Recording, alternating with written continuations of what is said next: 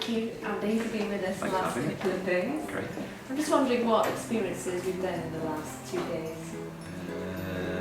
What's experienced the last 2 days? I suppose, well, it's nice to see how things have developed and things have changed, and because it was like just before Christmas, wasn't it? We were working on it, so yeah, no, it's been good to see how everything's moved on, you know, and new things have added and things have been thrown away, and then some things come back again, and I suppose that's the nature of it, isn't it? Really? Yeah. And you're excited to see how things will develop? Yeah, definitely. Yeah, definitely. Yeah, just to see how everything, because all those things are all in the air, aren't they? Really. So it's just how do they now come together? Yeah, and that's the challenge. That's the challenge to make the show. That's your challenge. Yeah. Over to you. And just in general, like, why do you create theatre for young children?